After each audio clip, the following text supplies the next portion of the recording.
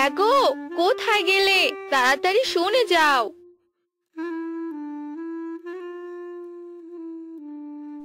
আরে কি হলো, চেঁচাচ্ছ কেন? প্রতিদিন তোমার এই ঘ্যান ঘ্যান আর ভালো লাগে না। কি বললে তুমি? আমি ঘ্যান ঘ্যান করি?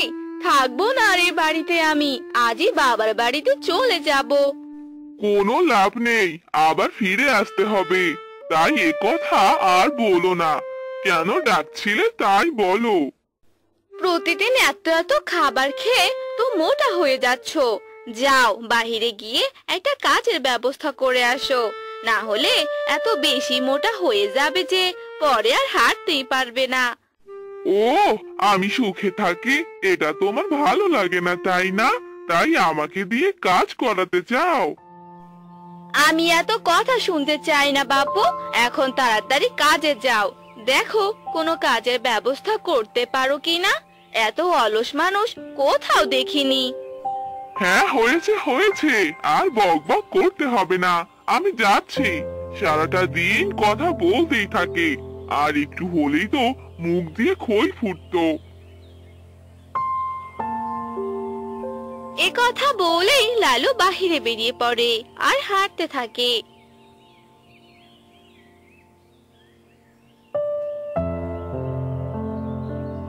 আরে, আমার তো কোনো কাজ করতে ভালোই লাগে না। আর গিন্নি সারাদিন শুধু চেঁচায়। ইস, কি যে করি। আরে, ওই তো, ওই গাছের নিচে একটা সাধু বাবাকে দেখতে পাচ্ছি। আমি বরং ওনার কাছে গিয়ে কিছু সাহায্য চাই।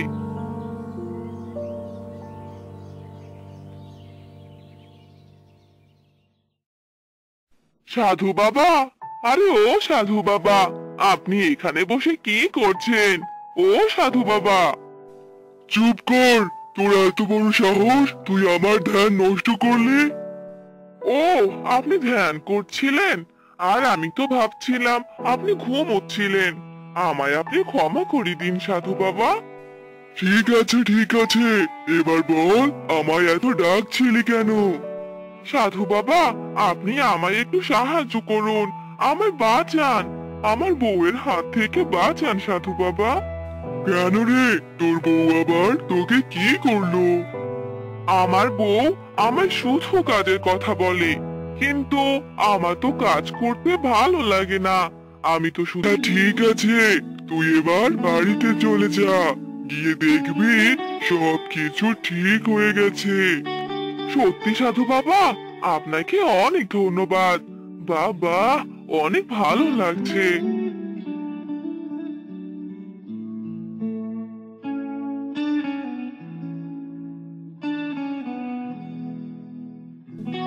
আমার ঘুম নষ্ট করেছিস তাই না? এবার বাড়িতে গিয়ে দেখ কি হয়।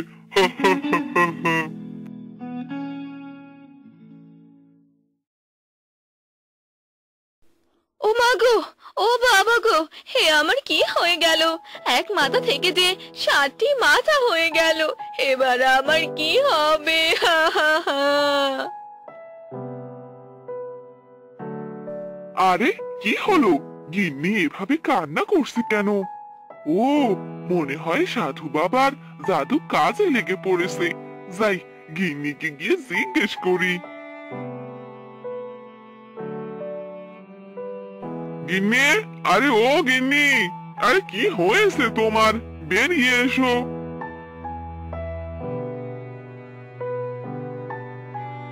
ওগো, বাঁচাও আমাকে। একে, এ তোমার অবস্থা হলো কি করে? তোমার মাথা তো দেখছি 7টা হয়ে গেছে, কিন্তু কি করে? সেটা তো আমিও বুঝতে পারছি না।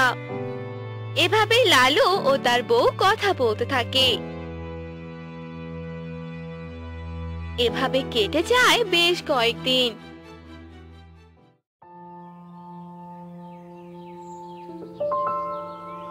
হায় হায়, এ আমার কি সর্বনাশ হয়ে গেল। ভেবেছিলাম বউয়ের আর কথা শুনতে হবে না, এখন তো দেখছি সব উল্টো হয়ে গেল। হায় হায় ভগবান।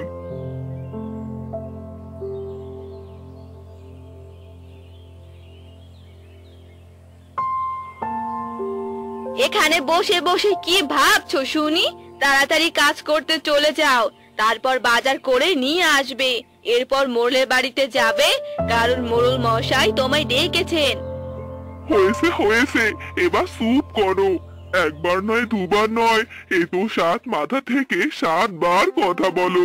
আমি সব কিছু শুনেছি, এবার আসি আমি।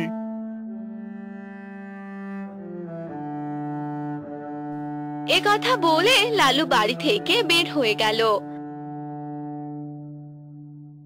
আর প্রথমেই মোড়লের বাড়িতে গেল। মোড়ল মশাই, আপনি নাকি আমায় ডেকেছেন? হ্যাঁ ডেকেছি। আমি এসব কে শুনছি? তোর বউ নাকি 7 মাথার বউ হয়ে গেছে। তোর বউয়ের নাকি 7টি মাথা। এ কথা তো পুরো গ্রামে ছড়িয়ে পড়েছে রে। হ্যাঁ মোড়ল মশাই, আপনি একদম ঠিকই শুনেছেন। আমার বউয়ের 7টি মাথাই হয়েছে। এসব কি বলছিস রে? এ যে বড় বিপদ। শুধু বিপদ নয়, মহা বিপদ। কিরে, কিছু বললি নাকি? না না মোড়ল মশাই, কিছু বলিনি। আমি এবার আসি। এ কথা বলে লালু সেখান থেকে চলে গেল। লালুর এভাবেই দিন যেতে লাগলো। লালু তার বউয়ের সব কথাই শুনতো। এভাবেই কেটে যায় 1 বছর। আর একদিন সেই সাধু বাবা লালুর বাড়িতে আসে। বাড়িতে কেউ আছে? মারে, আমায় একটু জল দে তো।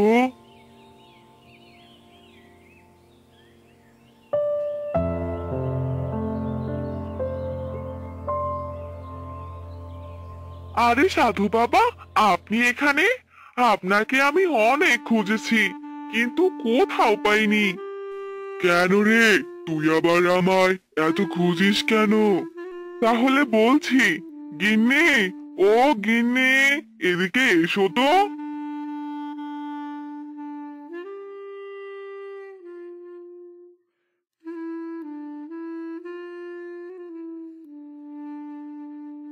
আরে কি হলো?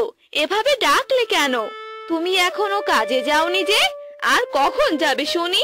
তোমার সাথে না চাচালে কি আর তোমার ভালো লাগে, তাই না? এখন বলো, ডাকছিলে কেন?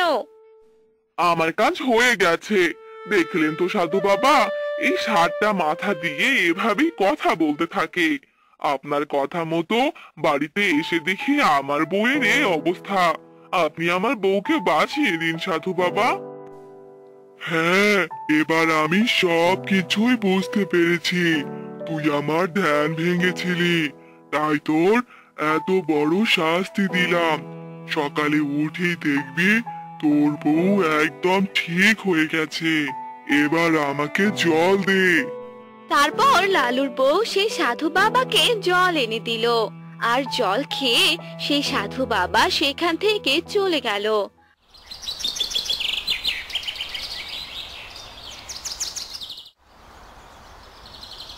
পরদিন সকালবেলা। হ্যাঁ গো, তুমি কোথায় গেলে? এই দেখে যাও, আমি একদম ঠিক হয়ে গেছি।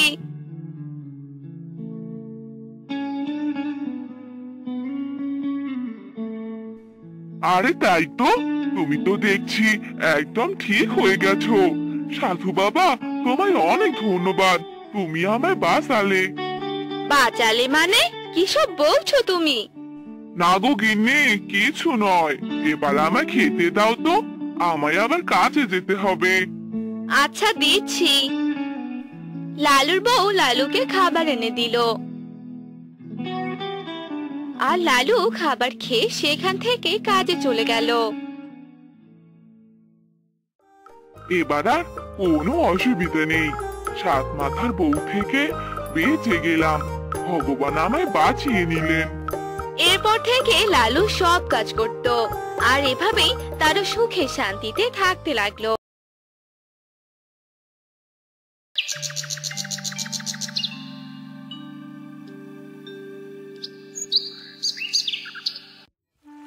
একদিন এক জ্যোৎস্না ভরা রাতে শান্ত সমুদ্র স্রোতের মধ্যে একটি মৎস্যকন্যা বাস করত।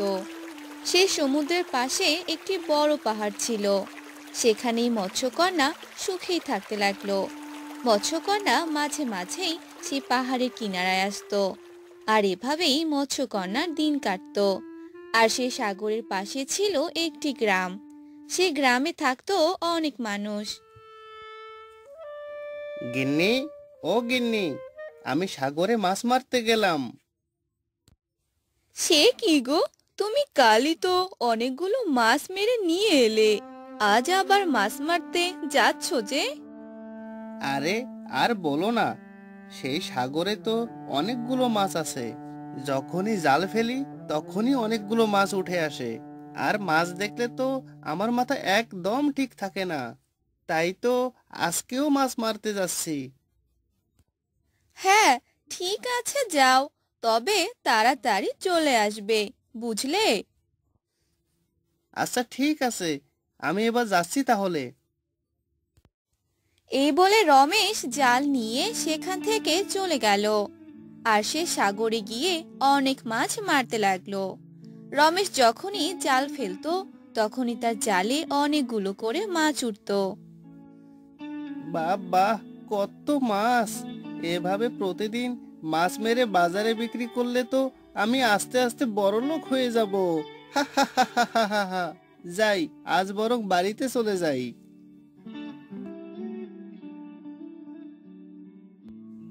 এরপর রমেশ সেই মাছগুলো নিয়ে সেখান থেকে বাজারে চলে গেল। আর সে মাছগুলো সব বিক্রি করে দিল, আর অনেকগুলো টাকা পেল। সেই টাকা নিয়ে রমেশ বাসায় চলে এলো। তখন রমেশ তার বউকে ডাকতে লাগলো। গিন্নি, ও গিন্নি, দেখে যাও দেখে যাও।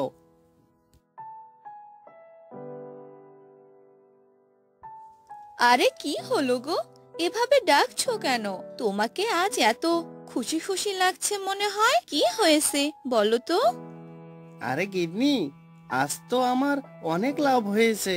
আজ যে মাছ বিক্রি করে অনেকগুলো টাকা পেয়েছি। তাই নাকি গো? সত্যি বলছো তুমি? দাও দাও, টাকাগুলো আমাকে দাও, আমার কাছে রেখে দেই। এই নাও, টাকাগুলো ভালোভাবে রেখে দাও। এরপর রমেশের বউ সেই টাকাগুলো নিয়ে ঘরে চলে গেল। এভাবে রমেশের সুখে দিন কাটছিল। অন্যদিকে সেই সাগরে থাকা মৎস্যকন্যাটি বলতে লাগলো, আমাকে এই কিনারায় সব সময় আসতে হবে, কারণ এই পাহাড়ে যে আমার গুপ্তধন আছে, আর সেগুলো সব সময় দেখাশোনা করতে হবে। সেই গুপ্তধন যে সব আমার।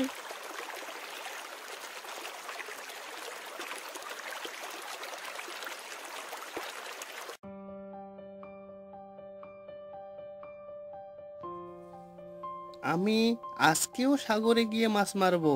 বৃষ্টির কারণে হয়তো আজকে অনেক বেশি মাছ পাওয়া যাবে। আজ তো অনেক বৃষ্টি পড়ছে, আর তুমি যে সেদিন মাছ বিক্রি করে টাকাগুলো পেয়েছো, তা দিয়ে তো আমাদের অনেক দিন চলে যাবে। না গো, আমি যে অনেক বড়লোক হয়ে যাব, আমার তো ভাবতেই অনেক খুশি লাগছে। যাই, তাড়াতাড়ি চলে যাই।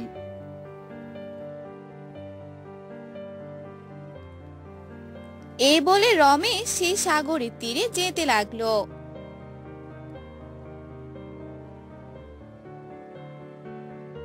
আর এবার অনেকগুলো মাছ মেরে বাসায় আসলো।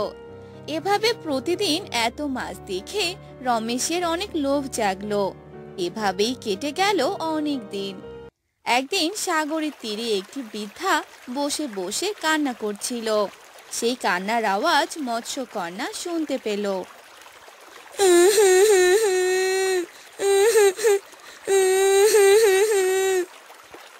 আরে, কে এভাবে কান্না করছে? মনে হচ্ছে কান্নার আওয়াজটা সাগরের তীর থেকেই আসছে। যাই, গিয়ে দেখি তো। আরে, ওই তো, ওখানে তো একটি বৃদ্ধাকে দেখতে পাচ্ছি। উনি হয়তো এভাবেই কান্না করছে। যাই, গিয়ে দেখে আসি ওনার কি হয়েছে, এভাবে কান্না করছে কেন। এরপর মৎস্যকন্যা সে বৃদ্ধাটার কাছে এসে বৃদ্ধাকে বলতে লাগলো, এই যে বুড়িমা, কি হয়েছে আপনার? আপনি এভাবে কান্না করছেন কেন? আমাকে বলুন, কি হয়েছে? আমি যে অনেক অভাবে আছি। আজ দুদিন থেকে না খেয়ে আছি। আমার সন্তান যে আমাকে বাড়ি থেকে বের করে দিয়েছে। কোথাও যাওয়ার মতো কোনো জায়গা নেই। আসলে তো আপনার সন্তান এই কাজটি একদম ঠিক করেনি। অনেক বড় একটি অন্যায় করেছে আপনার সাথে। এভাবে মৎস্যকন্যা আর সে বৃদ্ধা কথা বলতে লাগলো। আর সেই সময় রমেশ সেই তীরের দিকেই আসছিল। তাদের দুজনকে এভাবে কথা বলতে দেখে রমেশ বলতে লাগলো, আরে, ওখানে তো একটি মৎস্যকন্যা আর একটি বৃদ্ধাকে কথা বলতে দেখছি, কিন্তু তারা দুজন কি নিয়ে এত কথা বলছে?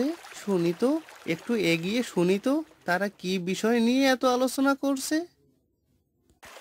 এরপর সে রমেশ সবগুলো ঘটনা দেখতে লাগলো। আপনি কোনো চিন্তা করবেন না বুড়িমা, আমি আপনাকে সাহায্য করব। এই বলে মৎস্যকন্যা সে পাহাড়ের দিকে গেল আর সেখান থেকে এক কলসি মোহর এনে বৃদ্ধাকে দিয়ে দিল। বৃদ্ধা সেই মোহরগুলো পেয়ে অনেক খুশি হয়ে গেল। আর এ সকল ঘটনা দুষ্ট রমেশ দেখে ফেলল। ও, তাহলে এই ব্যাপার। এই পাহাড়েই তাহলে মৎস্যকন্যার গুপ্তধন আছে। তাহলে তো আমাকে এই গুপ্তধনগুলো চুরি করতেই হয়। মৎস্যকন্যা আর ওই বুড়ি চলে গেলে আমি সেই গুপ্তধনগুলো চুরি করে নিয়ে আসবো। কিছুক্ষণ পরেই মৎস্যকন্যা পানিতে চলে গেল আর বুড়িমা সেই এক কলসি মোহর পেয়ে খুশি হয়ে বাড়িতে গেল। আর সেই সময় রমেশ একটি নৌকা করে সে পাহাড়ের কাছে এলো আর সে গুপ্তধনটি চুরি করলো। আমি এবার অনেক বড় লোক হয়ে যাব। আমার কাছে অনেক টাকা পয়সা থাকবে। যাই যাই, এবার তাড়াতাড়ি পালিয়ে যাই। এরপর রমেশ নৌকা নিয়ে বাড়ির দিকেই যেতে লাগলো। আর কিছুক্ষণ পরে মৎস্যকন্যা আবার পাহাড়ে তার গুপ্তধন দেখার জন্য এলো, কিন্তু সেখানে মৎস্যকন্যা কোনো গুপ্তধন দেখতে পেল না। আরে, কে হলো? আমার গুপ্তধন কোথায় গেল? কে চুরি করলো আমার এই গুপ্তধন? যেই আমার গুপ্তধন চুরি করুক না কেন, সে কখনোই আমার গুপ্তধন নিয়ে যেতে পারবে না। আমি তাকে অভিশাপ দিলাম। মৎস্যকন্যার অভিশাপ গিয়ে রমেশের উপর পড়লো। রমেশ তখন সাগরের মাঝামাঝি পথে। তখনই সেই নৌকাটি অনেক নড়াচড়া করতে লাগলো। আরে আরে আরে আরে, এ কি হচ্ছে? নৌকাটি এত, আহ আহ আহ আমি তো পড়ে যাব। আহ রমেশ নৌকা সহ পানিতে ডুবে গেল। আর অনেক গভীর পানি ও স্রোত থাকার কারণে রমেশ ভালোভাবে সাঁতার কাটতে পেল না, যার কারণে সে পানির নিচে ডুবে মারা গেল। এতে করে রমেশ সে গুপ্তধন পেল না, আর সাথে করে নিজের জীবনও হারিয়ে ফেলল।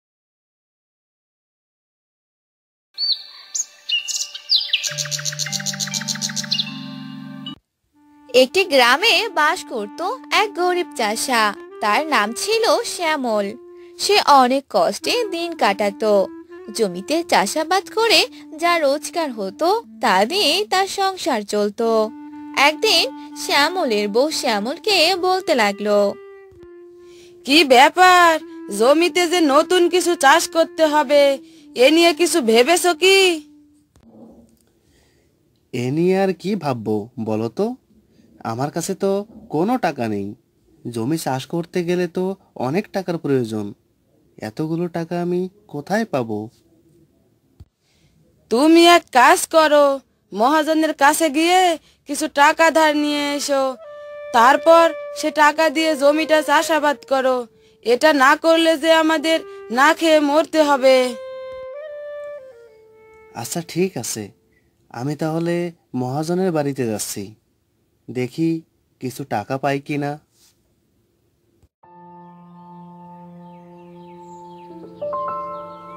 এই বলে শ্যামল বাড়ি থেকে বের হয়ে মহাজনের বাড়িতে যেতে লাগলো। আর কিছুক্ষণ পর মহাজনের বাড়িতে পৌঁছে মহাজনকে ডাকতে লাগলো। মহাজন সাহেব, ও মহাজন সাহেব, বাড়িতে আছেন? আরে কি হলো, এভাবে ডাকছিস কেন? মহাজন সাহেব, আপনার সাথে আমার কিছু কথা ছিল। আরে বল, কি কথা বলবি? আমাকে যদি কিছু টাকা ধার দিতেন তাহলে অনেক উপকার হতো, পরে আপনার টাকা পরিশোধ করে দেব। তবে এই নে 25 টাকা, তাড়াতাড়ি শোধ করে দিবি, আর না হলে কিন্তু সুদে আসলে বেশি হয়ে যাবে। আচ্ছা ঠিক আছে। এসব বলে শ্যামল 25 টাকা নিয়ে সেখান থেকে চলে গেল। এরপর শ্যামল সেই টাকা দিয়ে জমি চাষাবাদ করলো। আস্তে আস্তে অনেক দিন কেটে গেল, কিন্তু শ্যামল সেই টাকা পরিশোধ করলো না। আর একদিন মহাজন গরিব চাষা শ্যামলের বাড়িতে এলো। কে রে শ্যামল, বাইরে আয় তাড়াতাড়ি। আরে মহাজন যে, আপনি এখানে কি মনে করে? কি মনে করে এসেছি কিছুই কি বুঝতে পারছিস না? আমার টাকা কবে ফেরত দিবি? হ্যাঁ, ও মহাজন, আপনার টাকা আমি কালকেই দিয়ে দিব। আপনি নিশ্চিন্তে বাসায় চলে যান, আমি আগামীকালের মধ্যেই আপনার টাকা বাসায় পৌঁছে দেব। আচ্ছা ঠিক আছে, তাই যেন হয়। এরপর মহাজন বাসায় চলে গেল। পরদিনও মহাজন কোনো টাকাই পেল না।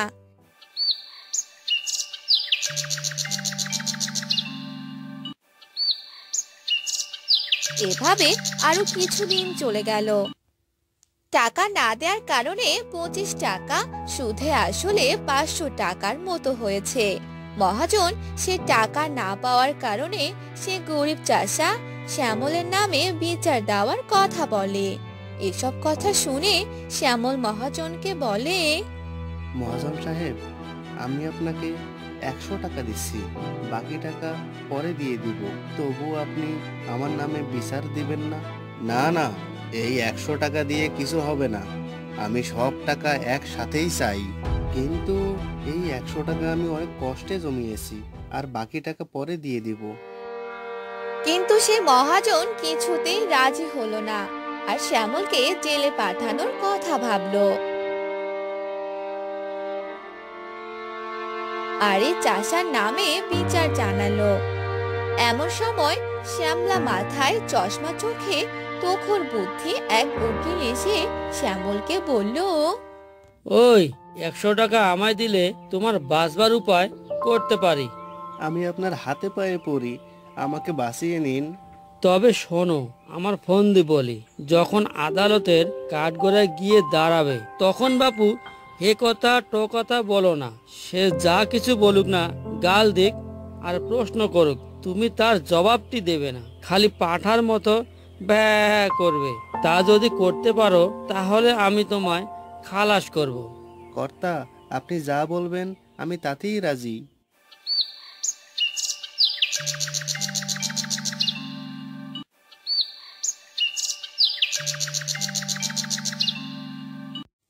এরপর আদালতে মহাজনের মস্ত উকিল চাষাকে এক ধমক দিয়ে জিজ্ঞাসা করলো, তুমি 7 বছর আগে 25 টাকা কর্জ নিয়েছিলে। ব্যা খবরদার বল নিয়েছিলে কিনা। ব্যা হুজুর, আসামির বেদবি দেখুন। ফের যদি অমনি করিস তোকে আমি ফাটক দিব। ব্যা ব্যা হুজুর, ও কি আজকের পাগল? ও তো বহুকালের পাগল, জন্মে অবধি পাগল। ও কি জানে ওর কি কোনো বুদ্ধি আছে না কাণ্ড জ্ঞান আছে? ও আবার কর্জ নেবে কি? ও কি কখনো ক্ষত লিখতে পারে নাকি? আর পাগলের ক্ষত লিখলেই বা কি? দেখুন এই হতভাগা মহাজনটার কাণ্ড দেখুন তো। ইচ্ছে করে জেনে শুনে পাগলটাকে ঠকিয়ে নেয়ার মতলব করছে। আরে ওর কি মাথায় ঠিক আছে? এরা বলছে এইখানে একটা আঙ্গুলের টিপ দে। পাগল কি জানে সে অমনি টিপ দিয়েছে। এই তো ব্যাপার, মোকদ্দমা ঢিসমিস। তোর 400 টাকাই ছেড়ে দিলাম। ওই 100 টাকাই দে। ব্যা, দেখে নেব তুই আমার টাকা কেমন করে হজম করিস।